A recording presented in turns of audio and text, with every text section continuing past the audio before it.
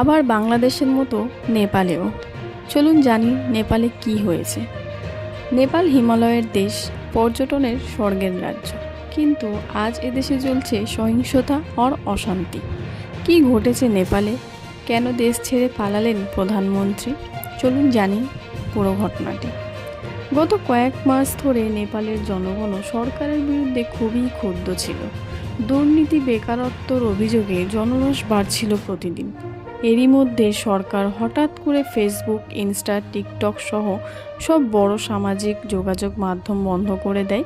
সরকারের দাবি ছিল ভুয়ো খবর এবং সহিংসতা ঠেকাতে এই পদক্ষেপ নেওয়া হয়েছে, কিন্তু জনসাধারণ মনে করেন এটি মত প্রকাশের স্বাধীনতা দমনের চেষ্টা। এই সিদ্ধান্তের প্রতিবাদে রাস্তায় নামে মূলত তরুণ প্রজন্ম, যাদের বলা হয় জেন জেড। প্রথমে আন্দোলন শান্তিপূর্ণ ছিল, কিন্তু পুলিশের দমনপীড়ন বাড়তেই তা সহিংসতার আকার ধারণ করে। শহরের রাস্তায় আগুন জ্বলতে থাকে, টিয়ার গ্যাস ঢেকে যায় পুরো রাজধানী কাঠমান্ডু। পুলিশ টিয়ার গ্যাস চালায়।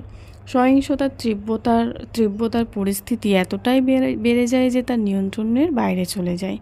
সরকারি সূত্র অনুযায়ী এখনও পর্যন্ত 19 জন বিক্ষোভকারী এবং 3 জন পুলিশ নিহত হন, আর শতাধিক মানুষ আহত হয়েছে। সংসদ ভবন সহ সব সরকারি প্লেসগুলো জ্বলে যায়।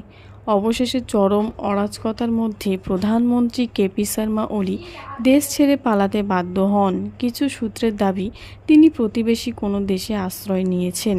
নেপালে জরুরি অবস্থা এখন জারি করা হয়েছে এবং সেনাবাহিনী রাস্তায় টহল দিচ্ছে। জাতিসংঘ নেপালের পরিস্থিতি নিয়ে উদ্বেগ প্রকাশ করেছে। ভারত সীমান্তে অতিরিক্ত নিরাপত্তার জন্য জোরদার নজর